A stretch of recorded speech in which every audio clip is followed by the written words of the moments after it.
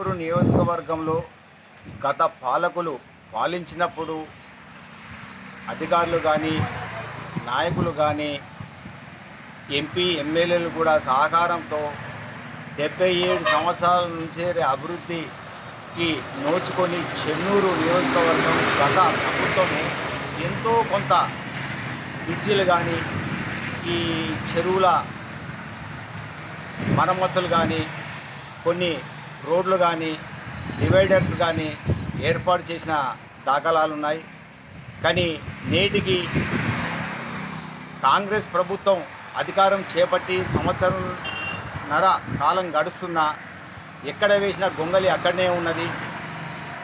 వాళ్ళు చేస్తూనే అభివృద్ధి, గత పాలకులు చేస్తూనే అభివృద్ధి ఏం చేశారంటే ఈ దురాంక ఆహారంతో అభివృద్ధి ఏం చేస్తారు, ప్రజలకు ఏం చేయబోతుర్రు అని చెబుతూనే వాళ్ళ అహంకారంతో వాళ్ళు ఓడిపోయారు. ఎంతో కొంత మెరుగుపరిచినా కానీ ఈ పాలకులు అంతకంటే ఎక్కువ అభివృద్ధి చేస్తారని చెప్పి ప్రజలు ఎన్నుకున్న ఈ కాంగ్రెస్ ప్రభుత్వం నేటికి సంవత్సరం గడిచినా కూడా ఎక్కడ వేసిన గొంగలు అక్కడనే ఉన్నది.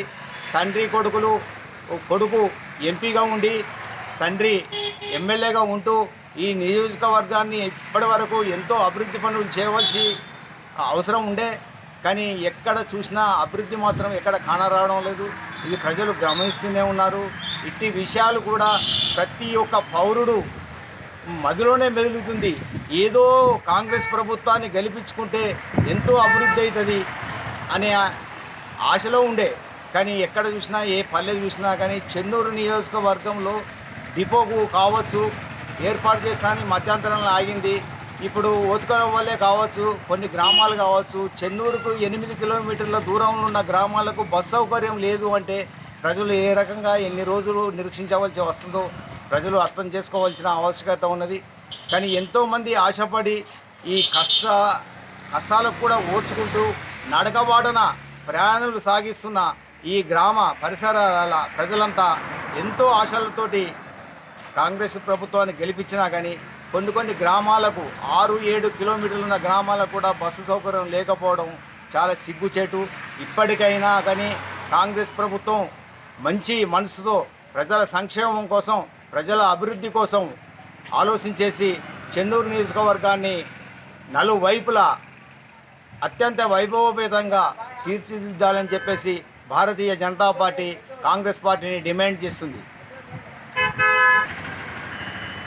మరొక విషయం, గతంలో కూడా వినోద్ గారు కార్మిక శాఖ మంత్రి వర్యులుగా ఉండి కార్మిక శాఖలో ఎంతో ఇక్కడ శివలింగాపూర్ కానించడం మొదలు పెడితే కోటపల్లి అడవి ప్రాంతంలో కూడా బొగ్గు నిక్షేపాలు ఎన్నో ఉన్నాయని చెప్పేసి ఎంఈసీఏలు ఆ రిపోర్టు ఇచ్చింది. దాన్ని బట్టి ఇక్కడ నాణ్యతమైన బొగ్గు గనులు, నల్ల బంగారం ఉన్నదని చెప్పేసి అధికారులు నివేదికలు ఇచ్చినా కానీ ఇక్కడ గోదావరి నదీ తీరం దగ్గరుంటూ నీరు ఊట ఎక్కువ అవుతుందని చెప్పేసి కార్మిక మంత్రిగా ఉండి కూడా దాన్ని మరమ్మతులు చేయక అభివృద్ధి చేయకుండా వాళ్ళ పీరియడ్నే అది కుంటుపడిపోయింది. వాళ్ళ గతంలో ఎన్నికల ముందుకు వచ్చే సమయంలో కూడా మాకు ఆర్థికంగా ఉన్నాం, మాకు ప్రభుత్వం ఇవ్వాల్సిన అవసరం లేదు, మేము ఇక్కడ ఫ్యాక్టరీలు నెలకొడతాం, నిరుద్యోగ యువతకు ఉపాధి కల్పిస్తామని చెప్పేసి పగడబాలు పలికి కూడా ఇవాళ ఏ ఫ్యాక్టరీకి నోచుకొని పరిస్థితి ఉన్నది. దీన్ని ప్రజలందరూ గమనిస్తున్నారు. ఇప్పటికైనా రేవంత్ రెడ్డి గారితో పూర్తి కులంకషంగా చెన్నూరు నియోజకవర్గంపై దృష్టి పెట్టి ప్రజల సంక్షేమం కోసం పాటుపడాలని చెప్పేసి అన్ని నలుమూలలా కూడా ప్రతి ఒక్క గ్రామానికి, ప్రతి ఒక్క పల్లెకు మంచినీటి, లైటు, డ్రైనేజీ వ్యవస్థ ఏర్పాటు చేయాలని చెప్పి భారతీయ జనతా పార్టీ తరఫున మరోసారి ఈ ఎంపీ గారికి, ఎమ్మెల్యే గారిని మేము డిమాండ్ చేస్తున్నాం. జై హింద్, జై భారత్.